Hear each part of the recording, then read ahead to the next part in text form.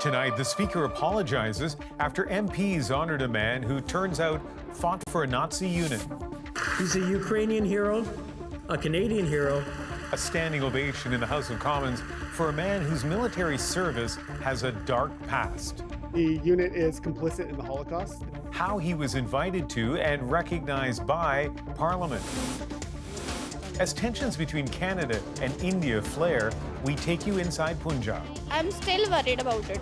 Reaction you'll only see on CBC News. Canadian pop duo Tegan and Sara on the rollback of trans rights. The fact that we would do anything to make it harder to be young, especially on kids who are really questioning who they are, just seems unnecessarily cruel. And using their platform to connect with queer youth. The Candid Conversation on The Breakdown. This is The National with Ian Henemansing. The Speaker of the House of Commons is apologizing tonight for hailing a man as a hero who, it turns out, fought for the Nazis in the Second World War. 98-year-old Yaroslav Hunka was recognized by the Speaker for, quote, fighting for Ukrainian independence after Friday's high-profile address from the Ukrainian president. But that wasn't Hunka's full story. JP Tasker has more on how he wound up being celebrated in Parliament. A standing ovation for a Ukrainian veteran of the Second World War. Who fought for Ukrainian independence against the Russians and continues to support the troops today, even at his age of 98. Invited by House Speaker Anthony Rota to witness Ukrainian President Volodymyr Zelensky's address to Parliament, Yaroslav Hunka is one of his constituents. He's a Ukrainian hero, a Canadian hero, and we thank him for all his service. That was the jubilant scene Friday. Now new details have emerged about that war service MPs applauded. Hunka served in the 1st Galician Division, a voluntary unit commanded by the Nazis. The unit is complicit in the Holocaust. This Jewish human rights campaigner says there's no defending former soldiers like Hunka. You swore allegiance to Hitler, and you were involved with the massacre of civilians. So it doesn't matter if you try and claim that you were defending against communism, you were still involved with the Nazi war machine. The division's history is murky. Its volunteers united by a desire to take on the Soviet Union, says this academic. For them, the ultimate evil was Moscow occupation. Rota has now apologized and says he regrets ever inviting him.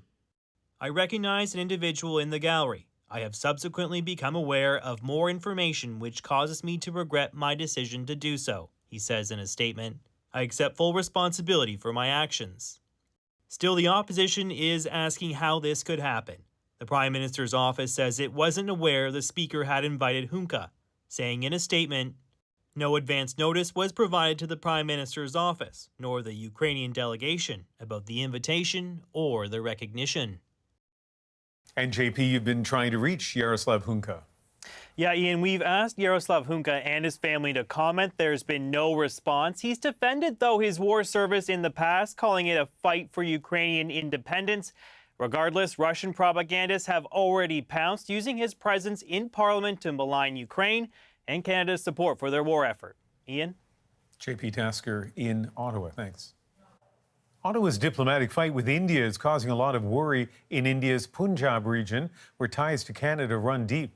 Some in the Sikh-majority state fear they could be caught in the middle of rising tensions after Canada accused India of being involved in the death of a Sikh leader in BC. India has already suspended visa services for Canadians, and the concern in Punjab is that Canada could make the same move. That would be another blow to families and students who travel between the two countries. Our South Asia correspondent, Salima Shivji, is in Punjab, hearing their stories firsthand. On the streets of Amritsar in the heart of Punjab, there's a quiet unease over the diplomatic tensions between India and Canada.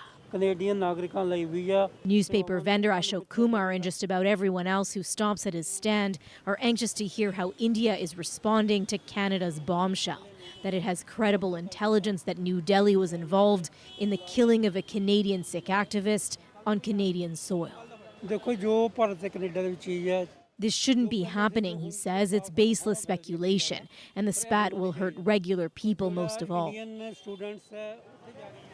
It's the pain of not knowing where the tensions will go that troubles many here. After India stopped issuing visas to Canadians, some fear Canada will do the same. I really felt worried about it. I'm still worried about it. Ramandeep Kaur dreams of studying nursing, one of tens of thousands of students, many from Punjab, who try for visas to Canada every year. I apply for it. So I don't know what will happen in the future about this issue. That same fear is weighing heavily on Sarabjit Kesar, the day before she leaves to visit her sons, both students in Canada. Her friend, also the mother of 2 Canadian residents, is making anxious calls trying to dissect the news. Everyone feels depressed like me, she says. It's the fear, like some such type of the thoughts coming in our like, okay, what happened in the future? It's not just anxiety about economic consequences. Many here in Punjab worry this will breathe new life into the Khalistani movement abroad. Most here don't even want to talk about it. Support for an independent Sikh state is that low. Outside Amritsar's Golden Temple, disappointment that the global spotlight is now on a separatist movement that has little traction here. It's just disheartening because of these things. Some people who don't have any kind of knowledge, they just start hating us. They just portray a picture of Sikhs, then all the Sikhs are Khalistanis. He says that's far from the truth, as many here feel caught in a political game with very real consequences. Salima, you're on the ground in Punjab, and you mentioned people there don't really want to talk about Sikh separatism. What have those conversations been like? Well, they're wary, and they've heard Indian security officials talk for months about how they see increased terrorist activity here, a potential revival of the movement for an independent Sikh state called Khalistan. But when you ask most people here, they say no. People are more concerned with finding a job with a high unemployment rate. Many young students also want to leave, and there is also an acute drug addiction problem here. So there's little desire among the general public to delve into a polarizing debate about independence. Salima Shivji reporting tonight from Punjab. And while people in Punjab worry, India's suspension of visa services is already hitting some Canadians hard. Sara Levitt with the toll that's taking and what Ottawa is saying about the investigation into the killing that sparked this dispute. Sukhwinder Dhillon was planning a trip to India, time away from work and a chance to say a real goodbye to his father, who died in 2020. Now, his travel plans are on hold. I want to go, yeah, but now hard. The Indian government has suspended all visa services to Canadians following Ottawa's explosive allegation that India was involved in the murder of BC Sikh activist Hardeep Singh Nijjar. Oh, I feel sad, you know. I tell my children we go Diwali and we no go vacation this year. I say we save money for go to India. Dhillon isn't alone. Suvro Ghosh hoped to soon be by his father's side in an Indian hospital. I was very sad when I knew it's gonna bite me. I just didn't know that it's going to bite me this soon. Well, I am concerned about the measures that they're taking because we have a very significant and important Indo-Canadian population in this country, people who, are connected to family. The Canadian government is standing firm in its allegation. CBC News first reported Canada has human and signals intelligence, including information provided by another country. The Minister of Defense says an investigation into the killing is essential.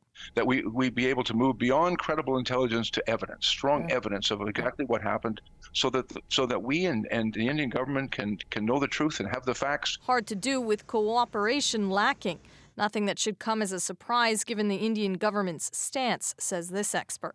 I don't think the relationship has ever been worse than it is right now. It's a very strong nationalistic government. It wants to be projected that way, and it wouldn't want to look like it's being blamed for something. It's very sad. Stuck in the middle, Canadians like Sukhwinder Dhillon. Sara Levitt, CBC News, Montreal. Parts of the BC coast are getting a blast of rain and wind from what forecasters call a bomb cyclone, an intense, rapidly developing storm system. It's beginning tonight, prompting wind warnings across parts of Vancouver Island and the coast, with some areas expecting gusts above 100 kilometers an hour. So it's mostly going to be a wind event with this storm. And it's also going to bring some rain, but not warning level amounts of rains. The storm isn't expected to bring enough rain to ease the drought and wildfire conditions in the province. BC Mountie Constable Rick O'Brien was honored today at a national tribute for fallen officers. He was shot and killed on the job in Coquitlam on Friday. Prosecutors have now charged a 25-year-old man with first-degree murder. As Georgie Smythe shows us, there are concerns about the large number of police deaths over the past year. Jump bearers, inward, turn. 13 uniforms representing fallen officers at an annual memorial for those who died in the line of duty, the latest just 2 days ago. Sadly, another partner, colleague and friend, RCMP Constable Rick O'Brien, was killed. He was shot and killed while executing a search warrant in a drug investigation in Coquitlam, just east of Vancouver. 2 other officers were injured. On the street, a man in handcuffs was taken away in an ambulance. 25-year-old Nicholas Belmer is now charged with first-degree murder as well as attempted murder with a firearm. O'Brien was from the neighbouring city of Maple Ridge, where a memorial of flowers and candles now swells outside his detachment. They're the ones you want in your corner when bad things happen, and they're the first to respond. It's been an unusually deadly time for police. O'Brien is the 10th officer to die from violence on the job in the last 12 months, and the second in BC after Constable Shaylin Yang was fatally stabbed in October. To see those deaths stacked up and up, it's incredibly outraging. Access to weapons is leading to more aggressive interactions, this expert says. You talk to police officers on the street, they will tell you the prevalence of firearms is greater today than it's ever been, and it's been increasing over the last 10 years. Others say it's a lack of respect for police. The apparent rise in public disobedience for those that wear a uniform. Is that a trend that Canadians as a whole need to curtail? I think so. Police now left searching for ways to prevent the next death in their ranks. Georgie Smythe, CBC News, Vancouver. In Montreal, part of the floor of an apartment building fell into the basement, killing 1 man and injuring 2 others, 1 critically. We have no clue if there was renovations, but what we see is that there was a container outside with construction materials. Most of the affected side of the building had been unoccupied since a fire struck 2 years ago. An engineer on site said the rest of the building was safe and tenants were allowed to return. The cause under investigation. A cleanup is underway along the U.S. East Coast after Ophelia roared ashore as a tropical storm in North Carolina this weekend.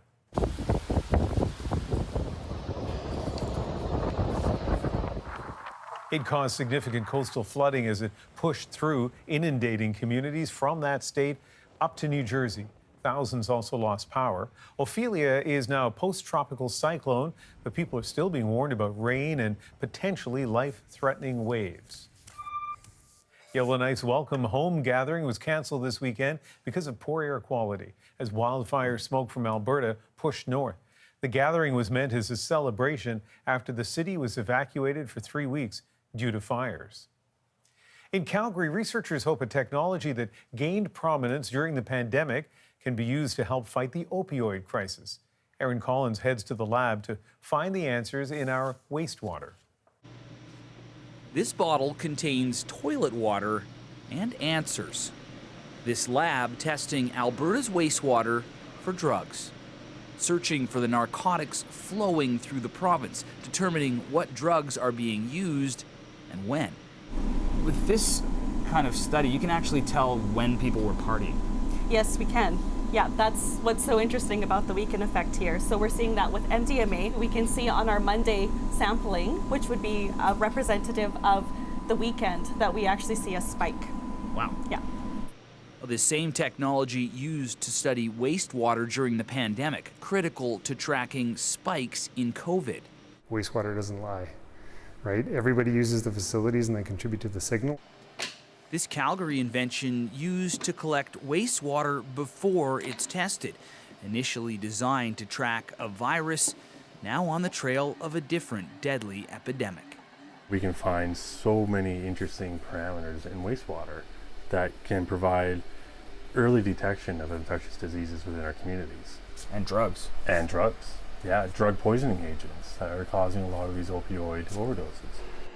April saw the highest number of deaths due to drug poisoning in Alberta's history.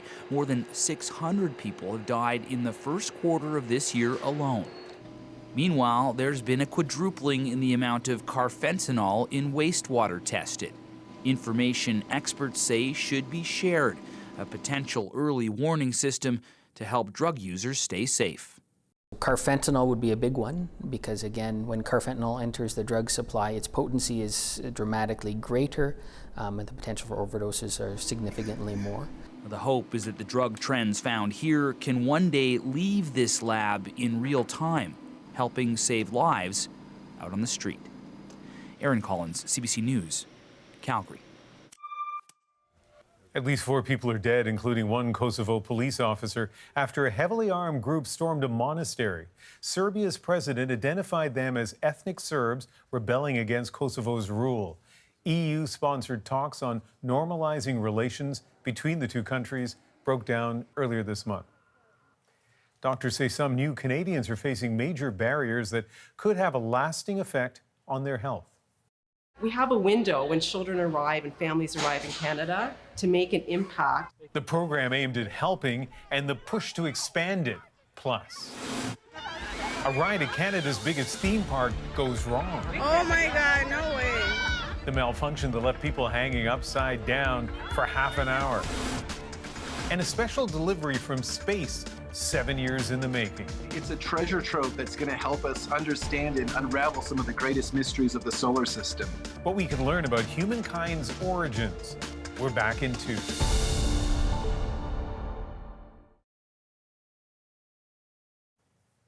And some breaking news from Hollywood. A tentative agreement has been reached to end the writer's strike. More than 11,000 writers have been off the job for nearly 5 months over issues like pay and the use of AI in writing scripts. The strike forced late-night talk shows to run repeats and paused production on many other programs. Earlier today, there were reports that Hollywood studios put forward what they call their best and final offer. The deal, announced late tonight with no specifics, still needs to be ratified by union members. Some 65,000 film and TV actors remain on strike. And Canadian Autoworkers have voted narrowly in favor of a new 3-year contract with Ford. The company has more than 5,000 unionized workers, mainly at plants in Windsor and Oakville, Ontario. The union says the deal includes a 10% wage increase in the first year, followed by more increases over the next 2 years, and it could be used as a template in contract talks with 2 other big automakers, Stellantis and General Motors. Some doctors are raising the alarm about the health of young newcomers to Canada. Tashana Reid shows us why they're at risk of developing lifelong problems and a new program designed to intervene. Momina Reza worries about her kids' health, from managing their screen time to making sure they eat right. I'm a single mom, so definitely that's really challenging to buy, food for my kids. We are doing well, but still it is a struggle. Reza immigrated to Canada 7 years ago, and while keeping her kids active is a priority, it's not always within reach. I ask about different, programs and their prices. They are high for me, so I cannot afford that. And she's not alone. For some newcomer families, high costs of food and expensive extracurricular programs are barriers to living a healthy lifestyle. Families' socioeconomic statuses, where they live, all make a significant impact on are they able to purchase nutritious and healthy foods. Dr. Geeta Wahi noticed her young patients, many newcomers, were developing obesity and type 2 diabetes. Newcomer children often, when they arrive, have lower rates of obesity, and over time, obesity rates increase to the current rate of the Canadian population. We're asking for your feedback. That observation inspired the development of an intervention program led by researchers at McMaster University. If you have a chronic disease as a child, that will impact your future health and likely shorten your lifespan. The pilot program is based here in Hamilton's Riverdale neighborhood, where a quarter of residents are immigrants and a quarter of people have a low household income. Language barriers and access to green spaces are some of the challenges newcomers say they encounter. The program offers free gardening, access to conservation areas, tennis lessons, and soccer programs. We have a window when children arrive and families arrive in Canada to make an impact. Researchers say they are hearing from the community about what is working and hope this approach could be used to help newcomer families in other cities. Tashana Reid, CBC News, Toronto. A historic haul from an asteroid has touched down on Earth. This return is going to help us understand very fundamental questions, potentially even where did life come from? Canada's role in the project and the potential payoff. There's going to be groundbreaking discoveries. Tegan and Sara open up about how they got started. That we could pull out the guitar and just start writing songs was, it felt like fate. And how that moment changed everything. Can you come a little closer? And the psychological side effects of Hurricane Fiona. Every day I check the weather. I want to know if percentage of rain, the winds. How some are trying to heal 1 year after the storm. I said, I can't let this ocean make me scared. The National breaks down the stories shaping our world. Next.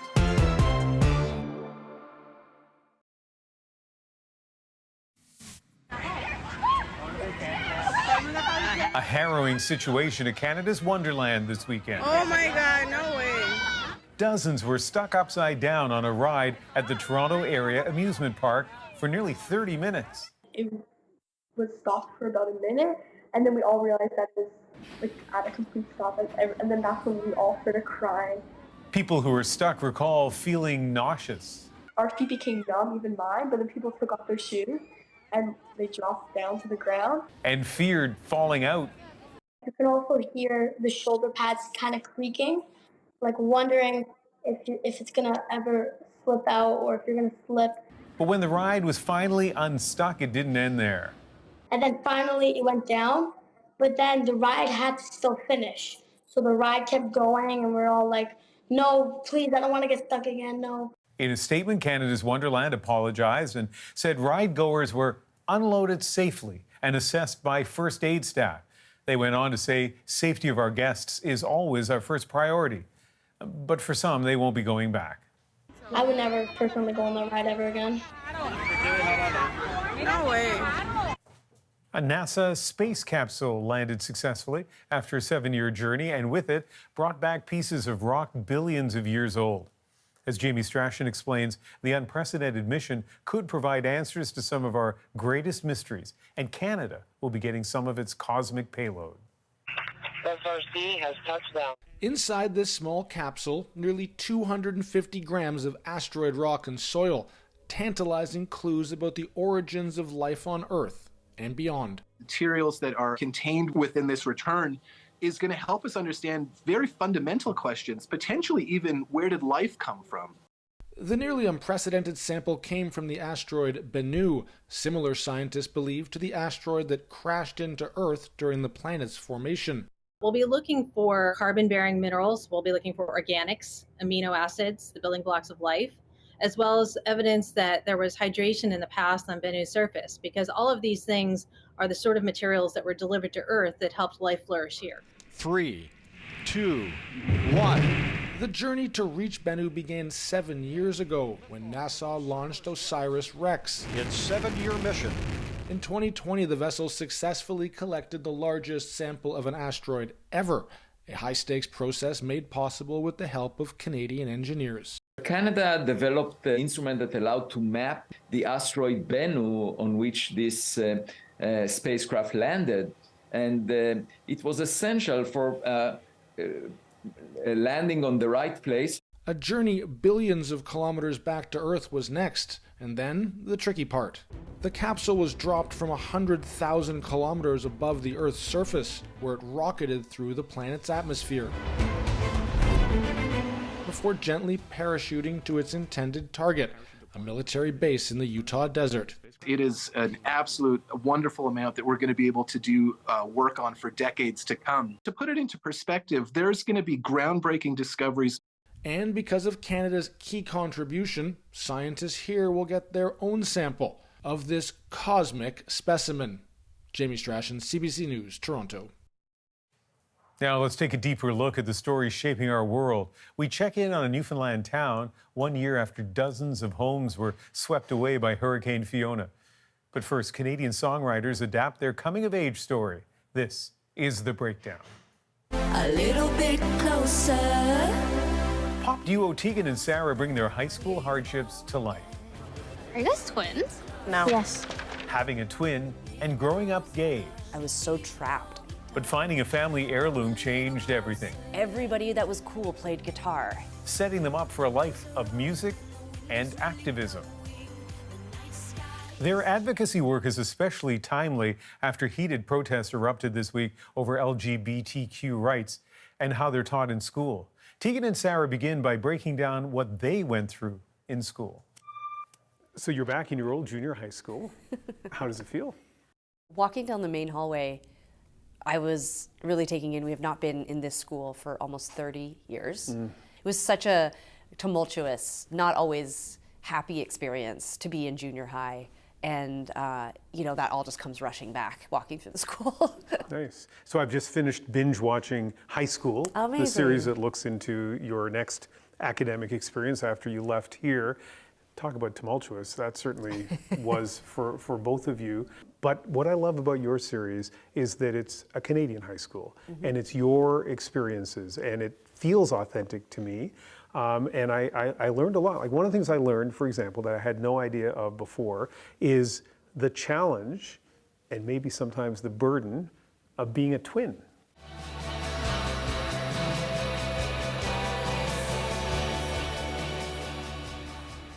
Next. Name? Sarah Quinn. Tegan Quinn. Are you guys twins? No. Yes. Hey, what? Look, I know that you're mad at me, but we don't know anybody here. Don't you think we should at least have each other? I don't want to share everything with you. Just leave me alone.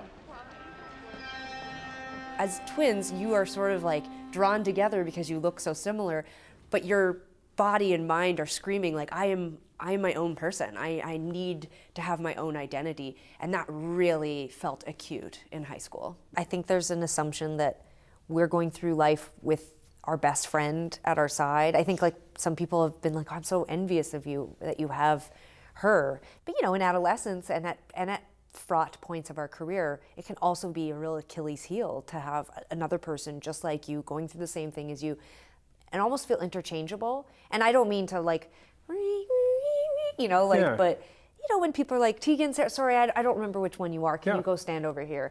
You know, like how often does that happen to you as a regular person that someone treats you like your identity is completely like unimportant and could be swapped with another person? So, you know, you can get ornery about it. But it's one of the things that I love about the series, right? Is that because it's your story, there are all of these things that people learn that you reveal that we otherwise wouldn't know. I mean, being 15 is tough for everybody. And then I feel like there was that extra layer of complexity. Well, there was the twinness, but there was also your sexuality. I mean, is there anything from the 2023 perspective that people should know about how you dealt with that? I mean, I had a secret girlfriend in high school, so that's how she dealt with it. I wasn't just dealing with my sexuality in theory. You know, I wasn't just thinking about it, which I actually did a lot of thinking about my sexuality in junior high. So in practicality terms, I was able to explore my sexuality at a time where a lot of people in the 1990s in high school would not have had that opportunity. But I also feel a kind of, I feel grief because I didn't get to have the experience in a very normal way. You know, like I didn't get to bring my girlfriend home and, you know, have dinner with my mom or whatever. Or I didn't get to go to like grad, prom, whatever, with a girl. I still had boyfriends. I still said yes to going out with boys because I sort of had to perform being straight because I was really afraid of being found out as you know, I didn't want people to know that I was gay or that I had a girlfriend. And so I had sort of pushed all of that away in adulthood.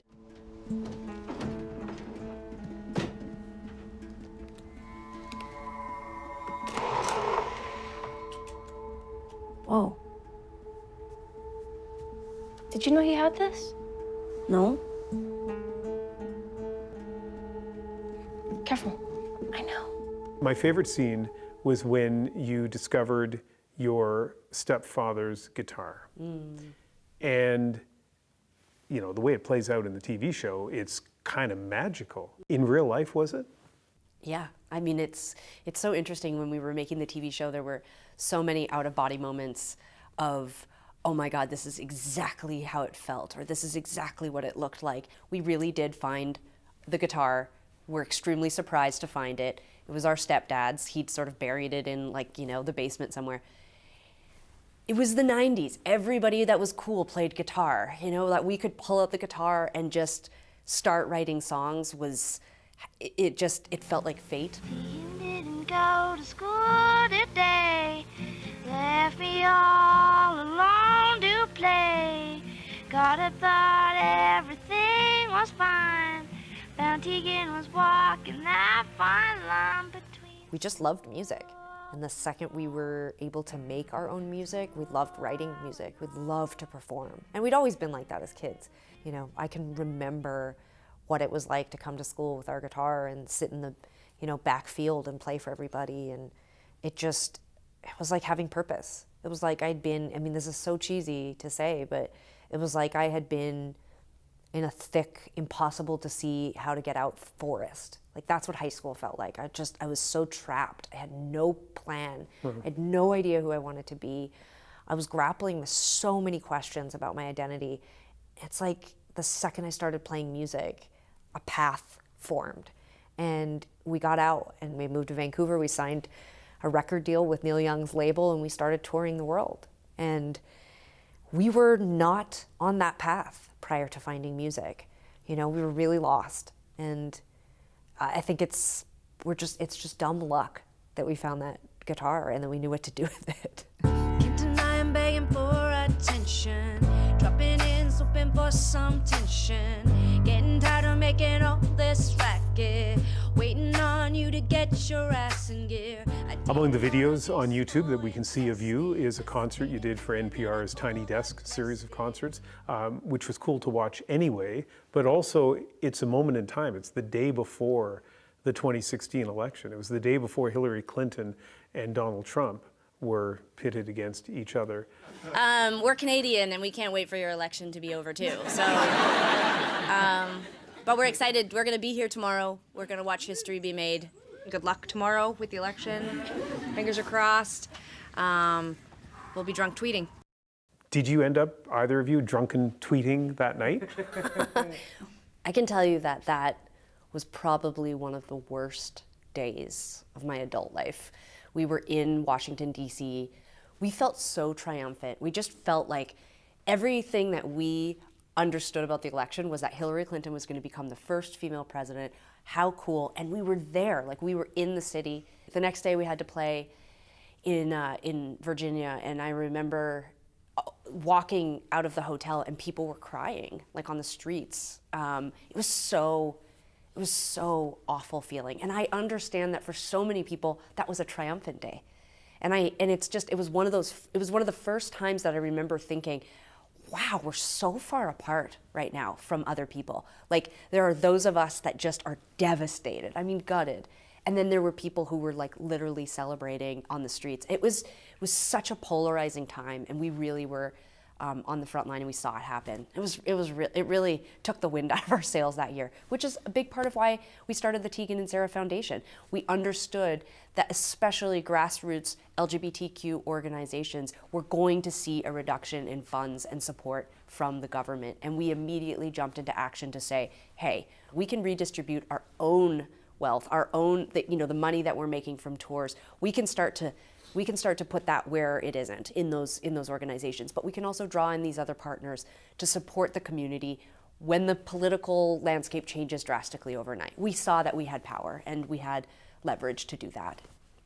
Given how polarized the United States is, and it seems to get even further divided by the day, and given your very strong feelings about equity and representation, how difficult is it for you to go to the States, to be in the States, to deal with all of that?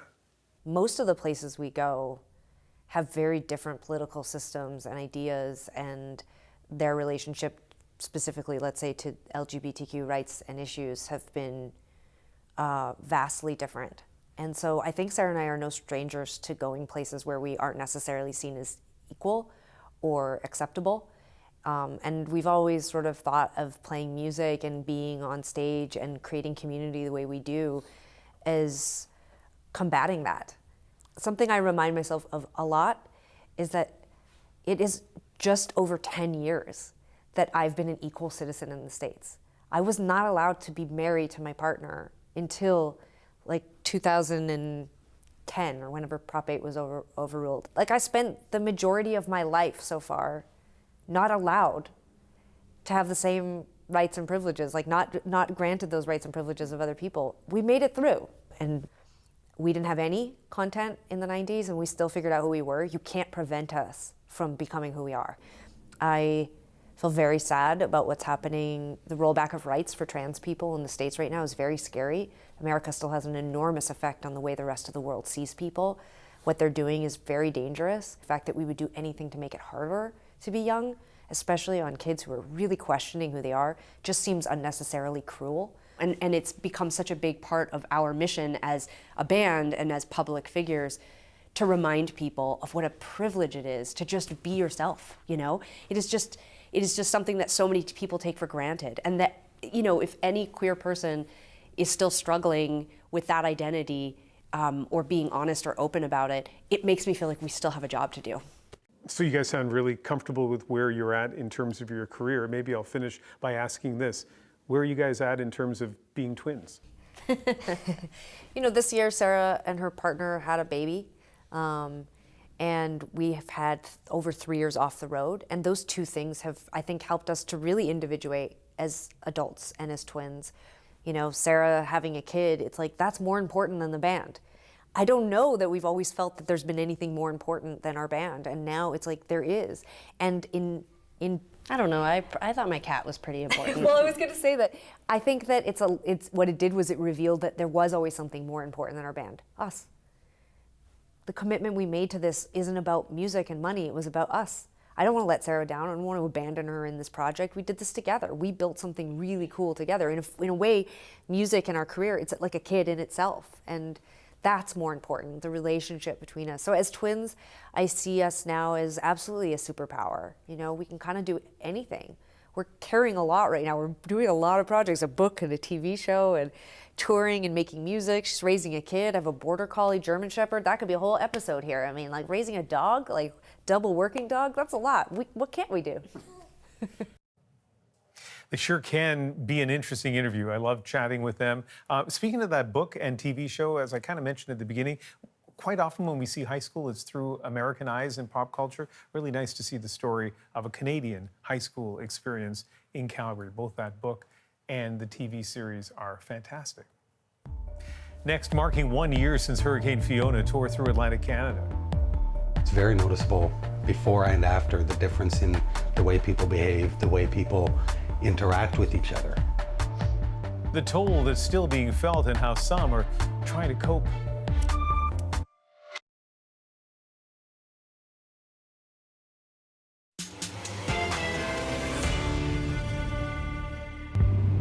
Deep scars remain on the Newfoundland coast. 1 year after the fury of Hurricane Fiona. I said, I can't let this ocean make me scared. Damage still seen, shock still felt. You know, my mother said last night, this town has died since Fiona. Financial losses part of the lingering pain.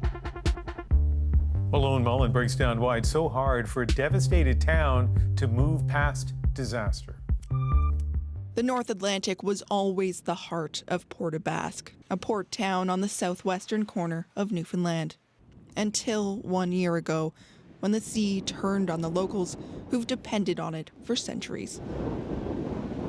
A surge from post-tropical storm Fiona and 16-meter waves battered the shoreline, turning dozens of homes into piles of splinters. That debris is now gone, but a year after Fiona, the scars are everywhere. Houses that withstood decades of severe weather are now missing from the landscape, and some of the people who lived in them are still waiting to resettle. This might not be Patty Munden's dream home, but she's determined to make memories here. Her last one was lost to the sea. Munden is among hundreds of residents in Port aux Basques still cobbling their lives back together. Fiona left the town in ruins, and insurance never paid out, leaving 159 households relying on government aid to rebuild or buy again. Some, like Munden, are still homeless. We'll still get weather, but we just I won't have to worry about the water in my front yard anymore. Others, feeling the housing crunch, had to move away from the town, this time to high ground. Every day I check the weather. I want to know if percentage of rain, the winds. Fiona didn't just leave physical marks on this town. There's something more intangible at play, a deep fear of the weather that seeped into the very fabric of society here. This newspaper editor says the entire town is feeling the effects of trauma and mass displacement. So it used to be much more vibrant. It used to be much more active and involved in your community, and people would make an effort to go out and see you and this and that, and that's gone. There's just, my mother said last night, this town has shifted so much. It has died since Fiona, because that sense of community got demolished along with 96 houses. So it's very noticeable before and after, the difference in the way people behave, the way people interact with each other. Many here view what happened as a symbol of climate change, a harbinger for what was and still is to come. And its victims know just how much danger we've put ourselves in. I wouldn't wish it on anybody. My heart breaks for all the devastation going on around the world right now, because I have an inside view of what these people are going to go through. For Patty Munden, it took facing her fear to finally overcome it. One day I went to Robin's and I got a cup of tea, and I went down behind my house and I sat on the rock, and I said, no, I can't. Just excuse me for a second. I said, I can't let this ocean make me scared. The damage from Fiona hasn't gone away, but in time and by leaning on each other, the scars may still fade. Malone, you were at a community event today to mark the anniversary. What was that like? Yeah, it was equal parts overwhelming, celebratory, solemn. I spoke to one woman who had actually parked on the outskirts of the event just in case she burst into tears and had to leave. A lot of people told me that they didn't think that this day would hold quite so much weight for them. And all of that brought me back to a year ago when that storm surge hit, seeing people in their cars right as the storm surge was hitting them with that 1,000-yard stare, just telling me about how they'd seen their houses snatched away before their eyes. So a very traumatic event, and one that's still fresh on their minds. Malone Mullen in Port aux Basques, Newfoundland. After a summer fighting wildfires in Canada, one crew is heading home in style.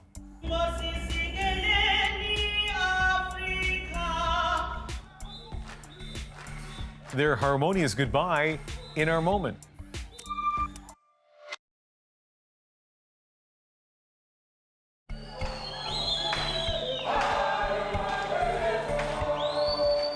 This summer, hundreds of firefighters from South Africa helped with our historic wildfire season, and their work in the field wasn't the only thing on display. Now one group is set off for home, saying goodbye with the same flourish as their colleagues before them. It's our moment.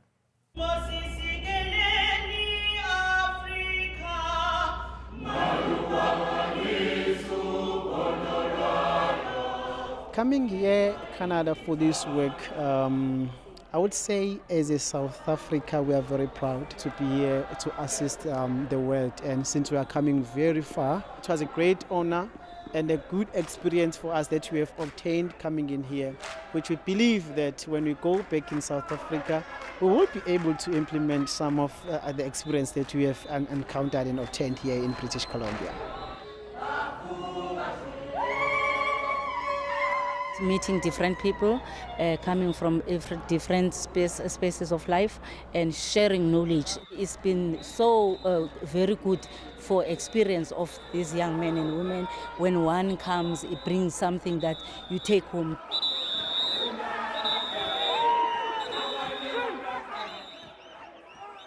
It's arduous work, it's dangerous work, and of course, all the firefighters, much appreciated by people in Canada. Thanks for being with us. You can watch anywhere, anytime on the free CBC News app and subscribe to the National's YouTube channel. I'm Ian Hannamansing. Have a great week.